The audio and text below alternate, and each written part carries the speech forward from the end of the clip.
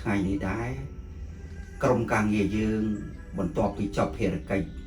visit ពីពណ៌វាយូធីមកឥឡូវបានមកលេងនៅភ្នំបាទលោកយាយបាទចង់ដឹងថាសកម្មភាពនៃការដើរកម្សាន្តបន្ទាប់ពីយើងការងារហើយយើងមានដើរកម្សាន្តហ្នឹងបាទបែបណានៅក្នុងលោកយាយបាទតាមមើលទាំងអស់គ្នាអ្វីដែលខ្ញុំកំពុងតែនិយាយនេះគឺនៅក្នុងការជីកន្ត្រកឡើងទៅលើតែម្ដងខ្ញុំចង់ដឹងថាយើងមានអីខ្លះក៏ដូចជាសកម្មភាពបែបណាទៅមើលទាំងអស់គ្នាយើងធ្វើដំណើរទៅកម្សាន្តនៅក្នុងលោកយាយបាទបន្ទាប់ពីចប់កម្មវិធីវាយូធីមកឥឡូវក្រុមការងារយើងបានធ្វើដំណើរទៅកម្សាន្តនៅក្នុងលោកយាយបាទគង់ធ្វើដំណើរតាមផ្លូវទៅហើយបាទនៅក្នុងលោកយាយអញ្ចឹងមកចូលរួមជាមួយខ្ញុំបានទាំងអាជីវកម្មបានទាំងដំណើរកម្សាន្តបាទផ្លូវធ្វើដំណើរទៅក្នុងលោកយាយបាទទៅក្នុងលោកយាយ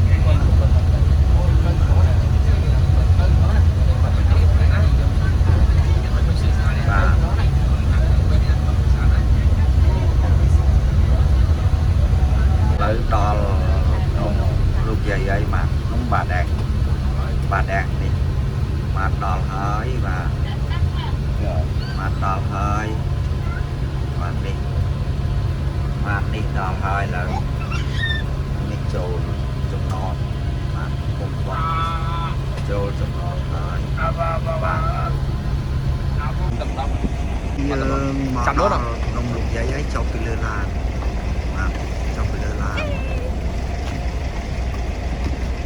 បាទ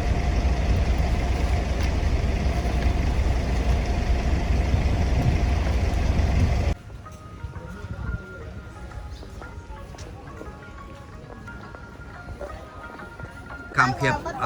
ក្រុមការងារយើងចូលទៅលេងភ្នំលោកយាយបាទ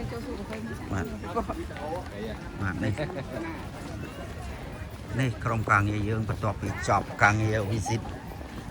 ពីពណ៌ឥឡូវមកលេងភ្នំបាទលោកយាយនេះ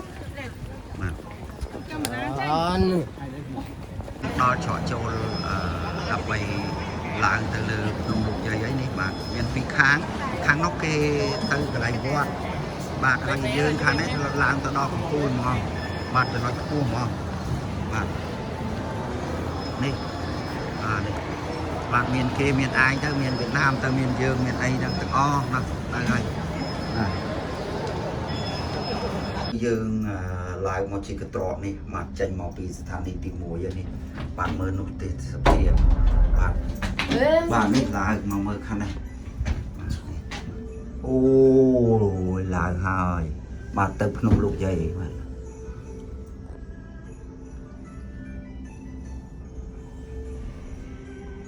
បាទនេះទស្សនភាពយើងមកជិះកន្ត្រកនៅភ្នំលោកយាយខ្ញុំមកលេដែរបាទទស្សនភាពមកមើលទេសភាពនោះបញ្ជូខាងនេះខាងនោះ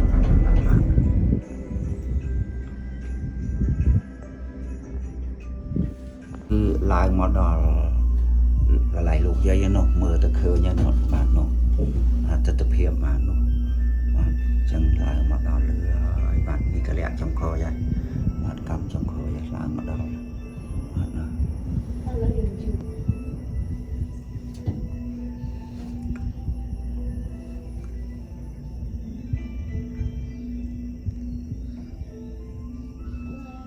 play cái ấy là relaxing nè bài về here trong nói បាទមើលនេះបាទបញ្យូឡើងមកដល់លើមើលទៅលើខំវិញនោះបញ្យូបាទ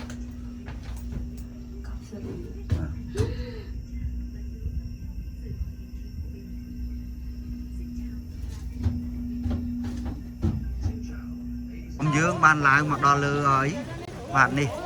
ឡើងមកដល់លើហើយនេះដល់កន្លែងលោកយាយនេះណាបាទលោកយាយ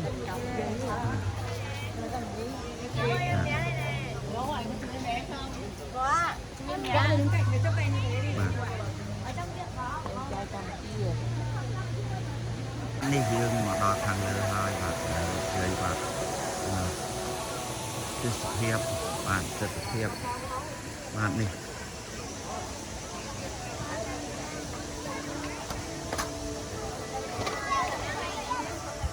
បាទនេះ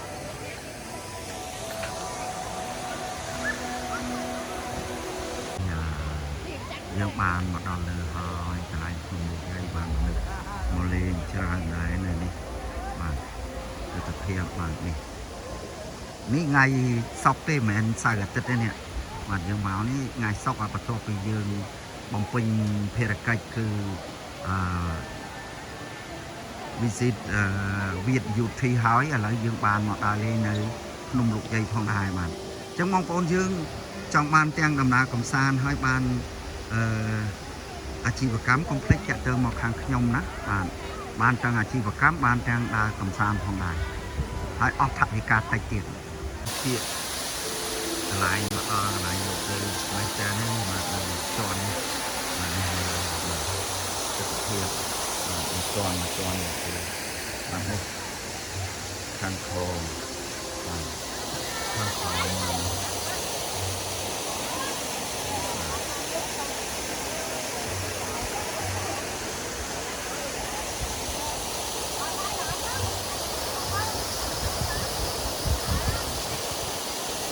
ដល់មកដល់មកជាន់ទៀតនេះកន្លែងនេះបាទ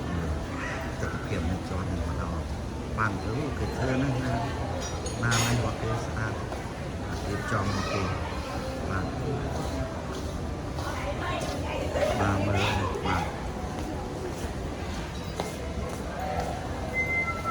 បាទនេះបាទហើយនេះបាទនេះ